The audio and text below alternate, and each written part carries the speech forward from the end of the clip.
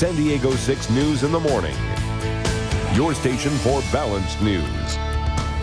Well, in the Midwest, Northeast, snow has been falling and ski conditions are sweet. If you're planning on hitting the slopes anytime soon, plan on protecting yourself from injury. Here to keep you out of his office is orthopedic surgeon Dr. Scott Hacker. Thank you so much for being here. Pleasure. Good morning. You get to travel with the Olympic ski team. Yes, I do. It's truly exciting to travel with athletes at that level and just watch them ski the way they do. It's really amazing. And to get a few pointers while you're at it. Absolutely. Well, and I'm sure for them, obviously, preventing injury is just their first goal. And there are a lot of things you can do. Your injuries can depend on the type of snow you're skiing on. Absolutely. These are very common questions, especially this time of year. People come into my office and ask me, Doc, what can I do to avoid being hurt on the slopes? First of all, before you go, there's a lot you can do in terms of trying to prepare. Focus on flexibility, strengthening, conditioning, and make sure your equipment's in excellent condition, especially here in California. We have really, very icy conditions very often, and you want to keep those ski edges really, really sharp. Yeah, because especially if you let your equipment sit for a while, you grab it, you want to look it over, make sure it's ready to be used again so that you can make sure that you're not falling for most of your trip. What are some basic things that you can do? Should you focus mostly on your legs when you're, doing squats and stuff to prepare for a ski season or ski trip? I think legs and core strength and core conditioning are very, very important for this. I mean, it's really a whole body experience to ski or to snowboard. And just the better shape you're in, the much less chance you have of hurting yourself while you're out there. Which is always a bonus. Okay, while you're at the slope, you can definitely follow some basic rules of thumb that are going to save you and make sure that you have a fun trip. Ski at your ability level.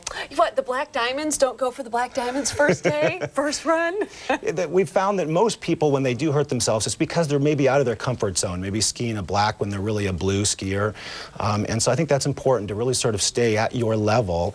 And remember, it's very important to consider your surroundings. The conditions change very frequently on the mountain. And quickly. Either lighting conditions, the snowfall can change, and something that was maybe a blue run at first, later in the day, now is a black run, is much more challenging. So definitely be aware of what the mountain is like as you're out there. And then use good form, obviously. Know what you're doing and use good form. Absolutely, yes. Being in better shape, learning to, knowing how to ski a little bit better, maybe taking a lesson. People at all levels can always benefit from a little bit more experience from someone who knows more than them to make it much more fun. Like Olympic skiers. And as you said, be aware of your surroundings, and that would include even the terrain, when there are a lot of trees and what areas you need to maybe ski away from ice patches, crevices, any other kinds of rocks or hazards. Also wear a helmet. You wear a helmet. I do. The number of head injuries is going up year after year.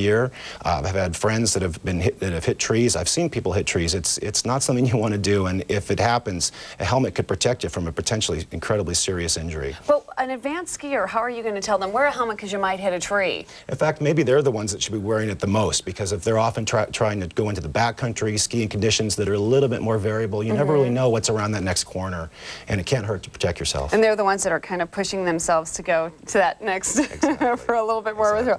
Watch out for altitude sickness. Especially coming here from a place like San Diego. We live at sea level. Suddenly you've traveled up to the Colorado Rockies where it's 8,000 feet. That's a big change for your body to accommodate to. So sometimes leaving a few days earlier is a good thing, giving yourself that chance. Altitude sickness symptoms include things like headache, inability to sleep at night, and these are things that you can sort of minimize to some degree by sort of, again, going up slowly, drinking plenty of water, and just no peppermint schnapps in your flask, in your Boda bag. Keep the water. And never ski alone. This is obvious with, in any sport. You should really never, especially if you're going to be adventurous and, maybe go a little off the beaten path, you should never do it alone. No, you never should. I've heard of more injuries where someone hit a tree or had something bad happen and a friend was there to help them get out.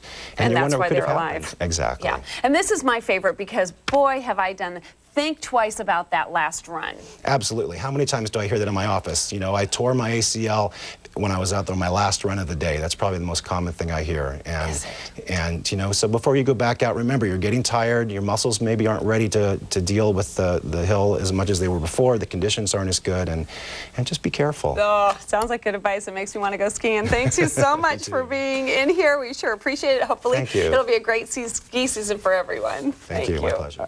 And if you'd like more information, you can go to san diego6.com and click on the Hot Topics.